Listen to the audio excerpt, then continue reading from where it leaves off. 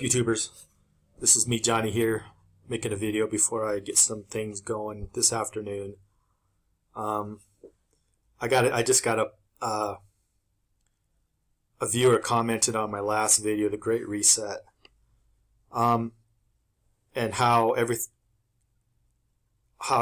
like the government can control everything, shut everything off, and I just want to point out that it's not in their interest to do that. I know people are reluctant to understand that or even believe it, but I would just point out, I said in my comment back, they can't even control the borders. What I mean is they can't even control borders coming into the U.S. and they can't even control the borders leaving. Like one of my other subscribers pointed out, like at I think it's TJ, yeah, TJ, you need to show a passport to leave or something like that. But most borders in the U.S. you can walk right across. They don't ask for nothing. And Mexico don't ask for nothing. Keep going anywhere you want, Central America. If you want, once you get into Panama, you can take a boat or a plane. When I say a boat, I mean a private boat or a private plane. Now, there's public boats and planes where you have to identify yourself to go to Colombia, but there's also the other boats you can take if that's what you want. Now, that's not really my big point. My big point is, sure, you can shut off everything. You can shut off the money and all that nonsense, and you can have cryptocurrency, but you can't make people settle their transactions. Wealthy people ain't going to do that. I mean, this is not going to happen. I mean, that's why the government's not even going to do that. I'm just amazed people think that the government would be incentivized to do that, because the wealthy don't even pay tax anyways half the time. Their effective tax rate is either 0 or 2, 3, 4, 5%. Like, so, like, they don't have to settle whatever the government says, and they're not going to. And see, middle class people and poor people, once they start researching things, they can see they could do that too. And they're not even breaking the law. That's what blows me away. Anyways, I just want to give you an example. Like, we'll say the government does all that. Well, what happens in prisons when they take away money or they take away this or that? They just find another thing to settle their transactions with. It could be cigarettes. It could be postage stamps. I'm sure people already know that because they took away cigarettes, so now they settle their transactions with postage stamps. And most people settle, like, not offshore in the sense outside the country, but although there are people in prison who settle their transactions offshore, but they settle in, in nominees. I mean, I hate to even say this. I don't know how much my subscribers know, but CO officers, I mean correctional officers, many times make $5, $10, $20, $30, $40, $50,000 a month just selling cell phones. And many times they get caught, and many times they don't get imprisoned. And I can tell you why that is. The same thing happens in the State Department. The only reason I know that is because my mom was pretty high up in the State Department. The reason there's not a trial is because they don't want the public to know this, that their correction officers take all this money. In the case of the State Department officers, the State Department is a couple things. It's the passport agency and a lot of overseas stuff. But it's no secret that State Department employees get money to pass out favors to people who want a permanent residency or whatever in the U.S. That's not a secret at all. That's why there's cameras everywhere. That's why they use lawyers to settle stuff, so it's not on cameras. Anyhow, I'm just making a point. But CO officers, I mean, drugs to phones to everything gets into prisons, and that's with the best technology that the U.S. has. And I would say the U.S. government has the best technology, and they can't stop it. I mean, I don't think they really want to. That's just my opinion. They don't want to. Just like the U.S. doesn't really want to stop immigration coming into the U.S. or even migration going out to. They don't really care. I mean, you're free to disagree with me. It's cool, man. No problem. But the incentive to stop all that with a cryptocurrency or the government issue, it's not going to. Well, they will issue these things, but not for the purpose of shutting everything down through tax. Not going to happen. Like, we'll see. I mean, they will try, but it won't work. I guess my point is they will try, but it's not going to work. I mean, I'm just amazed because if you look at the Fed, look at the Federal Reserve paper, something like 60% of the capital in the U.S. is already offshore. The EU did something with a similar result. So all over the world, over half the capital is already offshore of the country that it comes from. So most capital is already offshore and tax-free anyways. Like, how are they going to enforce, like, you can't settle in dollars, you can't settle in euros, or you can't settle in gold, or you can't settle in Bitcoin, or whatever the blankety blank you want to settle in? It's like South Africa. under apartheid. Now, I have a little bit inside knowledge because of Doug Casey and stuff like that. I also have a lot of knowledge because my family used to live there. Like, I don't think many people know that, but like, there's people there under apartheid who are treated very poorly. I'm talking the blacks, I'm talking the Indians, I'm talking the Chinese. Now, were they all poor? No. After apartheid left, you heard about some kind of instant billionaires and shit like the instant 100 millionaires. Do you really think they were instant? I mean, do you really believe that? Like, they had their capital domiciled in their lawyers' accounts, and they ran their businesses pretty well known. Like my uncle told me, like, most of the stores are owned by the Chinese and the Indians and blacks, but the actual legal ownership was just through their lawyers. I mean, like, I'm just saying what it is. Like, that's going to happen again. It's already happening now. I mean, it's already happening now. Like, it's why, I know it's going to be really bad and really ugly, but whatever the government does, it just won't work. And I think they're smart enough to realize that, so certain draconian things they won't even try. But they may, but it won't be successful. Mainly because of what I just said, most capital's offshore. Anyone can just leave. And when you think about it, the capital is in the brain for people who don't have physical capital. It's in your brain and the skills and the knowledge you carry with you. It doesn't matter what skin color you are or anything like that. Like, it's just, it's just what it is what it is. Anyways, but people are free to totally disagree with me. It's cool. But I mean, if they do all this, it will be very ineffective. And I think that is why, like, I got some pushback on LLCs. Now, again, I'm only going to talk about people's experiences in my family, but one of my family members has very, very left-wing political values. She's also a high income earner, or she was. I'll just say she maybe made $250,000, something like that. And I'll just say maybe before she set up her LLC, she paid $50,000 in taxes. Then I'll say after that, her lawyer said, or her accountant, lawyer, oh, you're only going to have to pay $25,000 on the same income. Her taxes went down half. And I'll tell you why that was, because mostly they didn't have to pay Social Security tax and all the withholding taxes associated with Social Security. And she was kind of dumbfounded. And she also found out if she would have continued working, she could have bought insurance products, and the insurance products in it'd be 5 or 10 years, but like 10 years, 20 years, the longer the better. The income off the insurance part would be 100% tax-free. That's what people don't get. It's already happening now.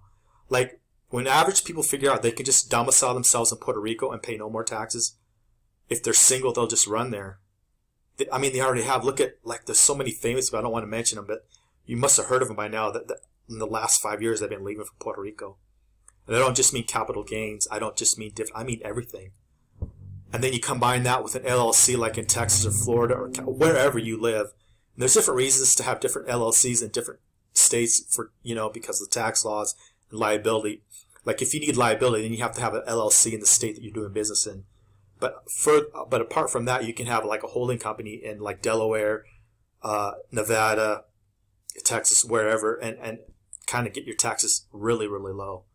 Like almost non-existent. Not totally, but the income part, yeah, you can get rid of those. I'm not talking about indirect taxation, just that. When you figure out the state tax and when you figure out the income tax and Social Security tax, you can get like 50 to 80% of that will be just gone.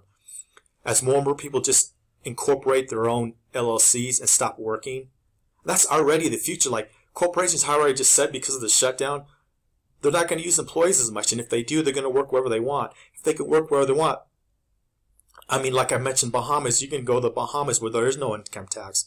Now, if the company that hires you is from the U.S. and you're from the U.S., for the time being, yeah, you will be taxed at that.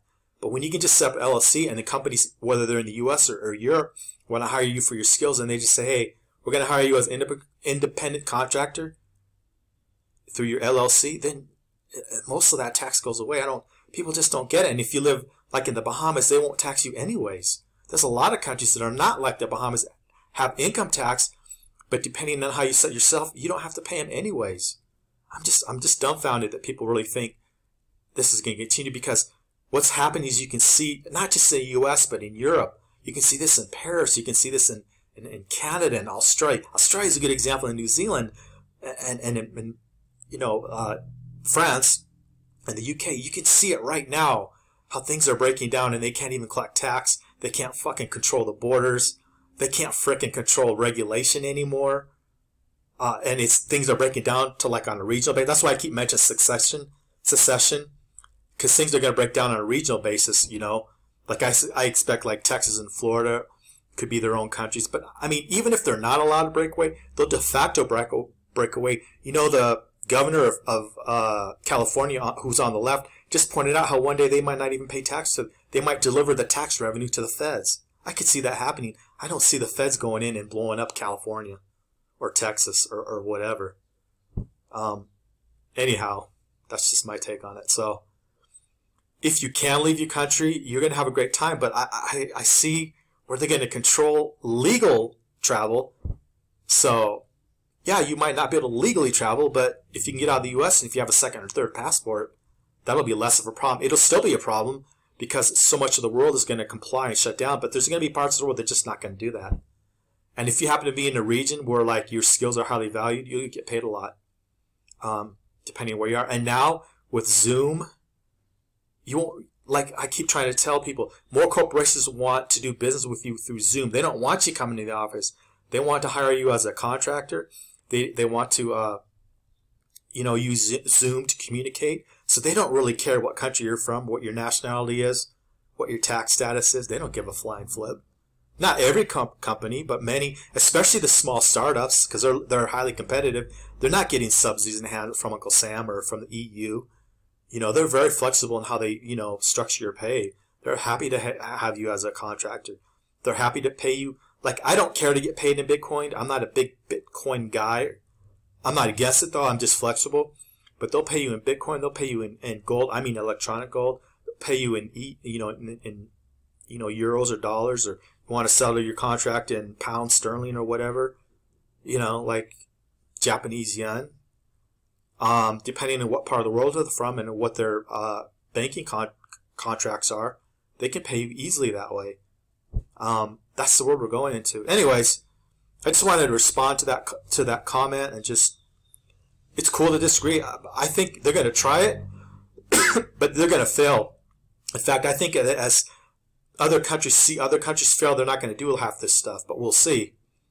But as a matter of fact, like if they get rid of currency, people just start trading like, during colonial times. You just, I don't know what that will be. Like what, like if people use like wampum, or if they'll use tobacco leaves, like I could see them using Bitcoin. I could see them using physical currency that still exists. Like, I don't know how many people know, but a large amount of the US dollars that are printed, it's not a lot, it's mostly electronic, but the dollars that are printed, I don't know if it's half, but the Fed has I don't know if it's paper, but they release the data, but large amounts of those Fed printed dollars end up in Latin America. They're like a currency no one really talks about. Because, like in Ecuador and Panama, of course, they use a dollar, but also dollars are widely used all over Latin America as like a side currency to the local currency. People trade and transact in dollars. That's why I mentioned here in Guatemala, you can get dollars easy. There's not a higher rate of interest paid on dollar accounts because the whole country's flooded in dollars. Like, there's dollars everywhere. You can settle anything you want in Q or dollars or whatever. Like, Mexico isn't all that different either, but El Salvador is another country where it's the official currency is dollar. Now, it's the same in Cambodia. I haven't been there, but I hear like they have the Cambodian currency, the real or whatever it's called, and then the dollar. And as usual, most large transactions are selling physical dollars. You can do that here. You can do electronic, whatever. I mean, when I say you can settle in dollars anywhere in the world. You can settle in euros anywhere in the world. You can settle in yen anywhere. I mean, but the yen isn't as commonly used to settle transactions in. It used to be only big companies, but now it's getting to the point where almost anyone can do this when you get online and figure all this stuff out. Anyhow, I'm going to upload this. You leave a response or tell me how you think governments may or may not do things. I just think they've already seen what other governments do and saw the utter failures that are happening. Like I keep saying, they can do whatever they want, but they can't even control the borders. They can't control people physically walking out with their capital in their brain, with their capital in their backpack, with their capital being transferred to their lawyers' accounts anywhere in the world. Like, they can't, I mean, it's like the jig is up. Anyhow, I think we're going to fall down, or some countries are going to go down the path like Switzerland. Like if you don't know, like in Switzerland, cantons control who gets a passport. It's a Fed passport, but you have to apply for a passport through each canton. Just like the federal government of Switzerland taxes something like 10%. It's like a defense tax. Then the cantons tax you their own tax, like it could be 3%, 2%, could be higher too. But Zug is famous, I think, for 3 or 5% tax. But in Zug, you can just pay 50,000 yen, 50,000 Swiss francs, and never pay more than that. Even if your income's more, you can negotiate that. I think some countries are going to go like kind of like Switzerland, like they'll be more regional, like regional governments or provinces where you pay your more majority of your tax in that province or city or state. And then if there is a federal level, you'll pay a lot less or even very little. I think that's kind of how the U.S. is going to break down. Even if it's not official succession, it's going to be unofficial where like some state like California, Texas, we're just not going to pay our tax revenues to the feds anymore. And I don't see the Fed. I mean, they could go in and start killing people. I just don't see that happening. I also see the way technology is happening, it will be hard for them to do anything about it. Anyhow, as the welfare state breaks down, I'm talking like all these welfare benefits to people, Social Security, Medicare, Medicaid, all these benefits as the government can't pay them, and as a bond auction, like if they do a bond auction and no one pays for it, they'll just print the money, but eventually that will lead to a certain amount of inflation. And I don't see the Feds going to hyperinflation because that'll wipe out all the billionaires and trillionaires. The billionaires and trillionaires have a lot of influence, so they're going to tell them cut the programs. I see that happening. Other people don't. But we'll see what happens. Inflation, deflation, some like versions of both for a while. But eventually this things will kind of break down, and I see either unofficial or official succession and people voting with their feet and going to... It's already happening now in the states where people from high tax states like New York are going to like Florida, or they're going to Texas, or they're going to Nevada. They're just going to lower tax states. Same in Washington State. Washington State doesn't have an income tax, but because of the problems, people are just leaving. And because of a lot of the business tax and stuff like that. Same in Oregon, but especially California, people are leaving in droves, going to Texas or Florida. In general, that's where they're going because there's no income tax in those places, and those places are more welcoming to businesses and entrepreneurs, and they bring a lot of capital. And then there's a teeny tiny, I'm not saying it's not, but there's a teeny tiny minority that are just leaving the country. I mean, maybe not permanently, but they're setting up business operations in other countries and, having a plan B just in case, from just buying land. Like I know one of my friends, years and years ago, he bought some land in South America, but I don't know that he ever plans to live there, but in case things really break down, that's where he wants to be. He just lives all over the world, but that's a little hedge. Other people they'll set up businesses, have a nephew or niece run the thing, and then if they don't want to live there, they'll just live wherever the hell they want. Like, that's just how things are breaking down. I mean, it is what it is. Anyways, I'm going to upload this, see what happens. Like, share, subscribe, leave a comment. Really appreciate the comments. Especially if you disagree with me. Like, I especially like the comments that people when they disagree with me, because I want to think how I could be mistaken or how things might really unfold that I haven't really thought about. So especially if you disagree with me, leave a comment. All right.